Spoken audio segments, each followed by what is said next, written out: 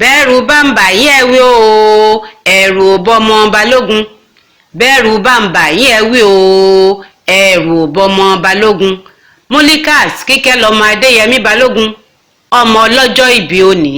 òkú oríire àríkẹ́ lòdòdó ẹlẹ́wà obìnrin.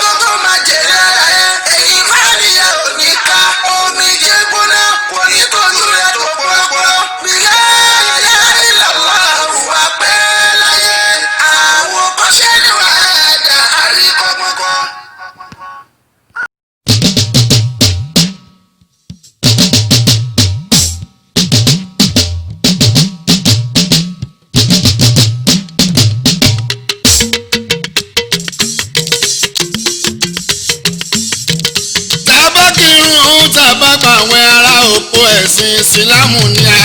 Tabakirun. ẹ̀jẹ̀ tí ẹ gbọ́. Tabakirun. Tabakàwé ará òpó ẹ̀sìn ìsìlámù ni.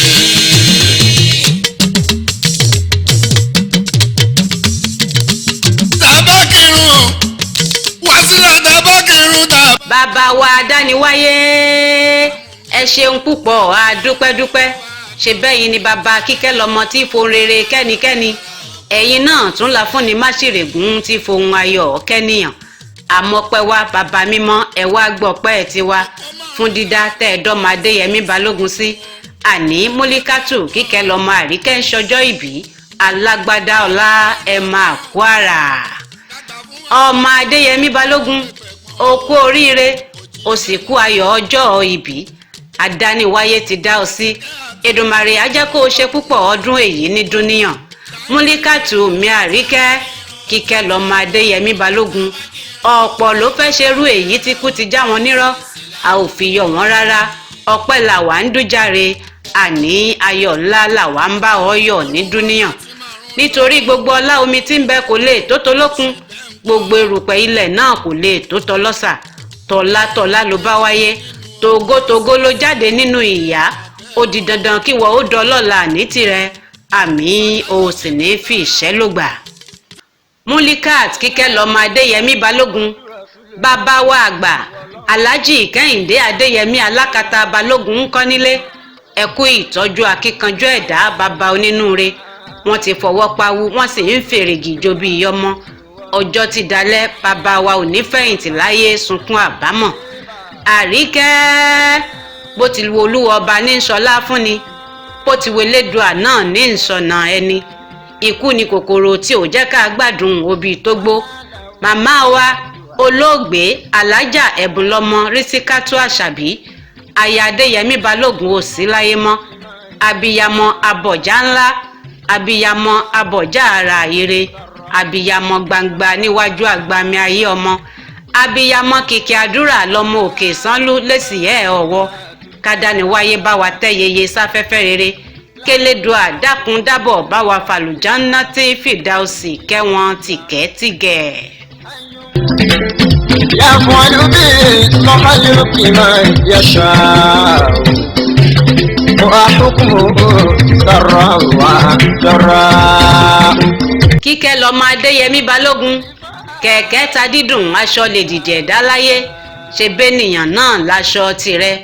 gbogbo ẹbí ará ọ̀rẹ́ nílé lóko àti lẹ́yìn odi ń kí ọ kú oríire ìyá wa lẹ́ni àkọ́kọ́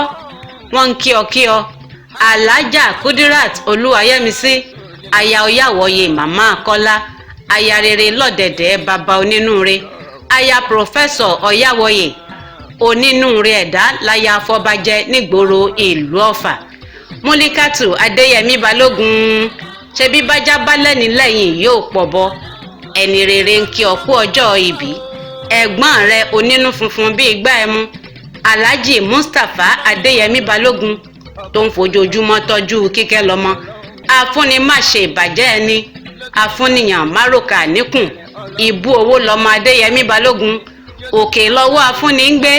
Èdùmàrè kò ní paná ìfẹ́ jàre ọwọ́ bọ̀dá Musti ò sì ní kànsálẹ̀ àpò àmì ẹ ò sì ní fira yín ṣàwátì Abdulrafiu Adéyínká Adéyẹmí Balógun bàbá Mariam ló ránṣẹ́ sí mi Àkànkẹ́ ó ní ọmọọba Olúfayọ̀ ọmọọba Olúfadí òní lọ́jọ́ ìbí àbúrò mi ọmọ ìyá mi ni ẹ̀jẹ̀ mi ni ẹni rere ni Kíkẹ́ lọ́mọ kádániwáyé jẹ́ kó pẹ́ láyé kédùmarè jẹ́ kó ṣe púpọ̀ ọdún lókè èèpẹ̀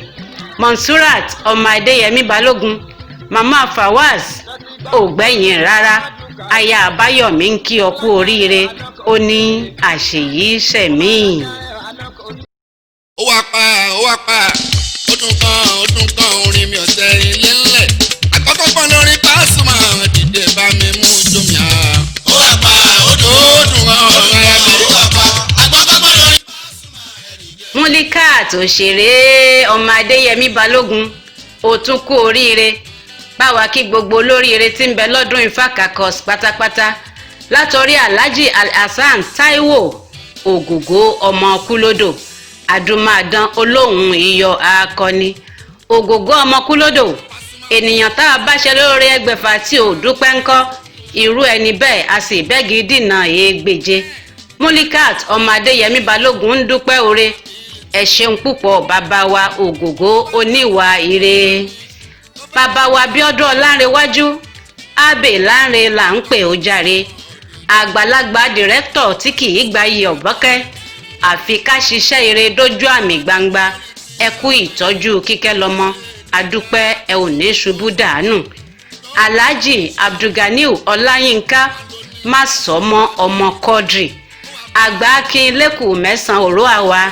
Kíkẹ́ lọ́mọ ń dúpẹ́ ẹ ṣeun ẹ kú àdúrótì bọ̀dá Sanni Àlí akíkanjú ẹ̀dá ń kọ́ níbẹ̀ ń ọkùnrin takuntakun lórí iṣẹ́ rere àti gbogbo òṣèré amúlùúdùn tí wọn ò ní mọ̀yà ẹ ṣeun púpọ̀ ẹ máa ṣeun ẹni. يفعل بالمخلوق ما يشاء وحكمه ضرا وضرا. ọmọ Adéyẹmí Balógun ẹ̀rín òní kan lẹ́rẹ̀kẹ́ rẹ àbẹ̀yìn funfun bíi ike àbìwà tútù bí àdàbà dákun dábọ̀ Múlíká ọmọ olóríire ń kọ́ nílé ọmọ àtàtà ń kọ́ lọ́dẹ̀dẹ̀ ó jàre Aliamin Ọládàpọ̀ Àdìsá ọmọ Kíkẹ́ lọ́mọ Adéyẹmí Balógun ọmọ tá a bí tọ́látọ́lá ọmọ olóríire ẹlẹ́sẹ̀ ire ọmọ àrà tó dùn ún fọ̀rọ̀ lọ ikú kì í pẹ̀tà lójúran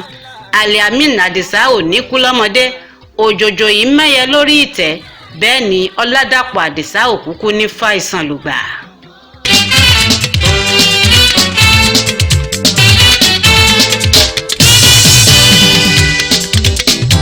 èmi gangan Pasuma tí mo jó lórí láàrin àwọn ẹgbẹ́. Múlíkátù Kíkẹ́ lọ́mọ Àríkẹ́ ọmọ Adéyẹmí Balógun ìwọ lọ́mọ Balógun méjì pọ̀ lẹ́ẹ̀kan ṣoṣo ọmọ Balógun lè sì ẹ́ ọ̀wọ́ wọlé jí ìwọ náà tún lọ́mọ Balógun Ọlọ́fà mọ́jọ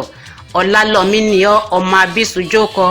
ìjàkadì kákáká lóru tọ̀fà ìjà kan tí wọ́n jà lọ́fà lọ́jọ́sí Ọlálọ́mí ojú ta ló ṣe ó ṣojú ebè láàlà ó ṣojú poro nínú oko ìbá ṣojú olóko ìbá làwọn ọmọ láàre ọmọ búure ìkan ò gbúdọ̀ jù kan lọ́fà bí kan bá jù kan ń kọ́ nílé Ọlọ́fà mọ́jọ ogun ní dásílẹ̀ bàbá yín ọ̀fà òmọ̀ká ẹrú ẹ̀ ló mọ̀ ọ́n ká ṣe bọ́mọ Ọlálọ́mí ni mo rí ni mo bá wọn dáṣà làmí lápá ìyẹ̀rú ọ̀pín ni mo rí mo tún dáṣà làmí lọ́bẹ àmọ́ o Àríkẹ́ mi ò pé kẹ́ ẹ mọ̀ làmí ṣùgbọ́n ẹ dákun ẹ má ṣe jẹ́ kó jinlẹ̀ lápá mi ìyẹ̀rú ọ̀kín Ọlọ́fà mọ́jọ. يفعل بالمخلوق ما يشاء وحكمه ضرا وضرا. Múlíkàtù mi Àríkẹ́ tẹ́tí kò gbóhùn ọmọ ọba Olúfadí àní kò sẹ́ni tó wà láyé tí kì í bẹ́lẹ́dùà ní gbólóhùn kankan ohunkóhun tó fẹ́ kí baba mímọ́ ṣe á tó ẹ lọ́wọ́ àmì ẹ̀bẹ̀ fóhun ayọ̀ ńlá sì ti dà tẹ́wọ́gbà nítorí ọwọ́ ire tó nà síwájú ti kóre wọlé Àríkẹ́ ọmọ Adéyẹmí Balógun ìwọ ò ní kóre àbámọ̀ sọ́dẹ̀dẹ̀ ire ni ṣe bójú Olúwa lòun wò ní tirẹ̀ bẹ́ẹ̀ ládániwáyé ò rebi kan ìwọ ò ní fún rere ṣàwátì Múlíkà ọmọ Adéyẹmí Balógun ire lójú owó rin lọ́jọ́ gbogbo ire ni òkú ayọ̀ ọjọ́ òní o. ọmọ ẹni sáyẹn pé wọ́n ti pẹ́ sí wọ́n.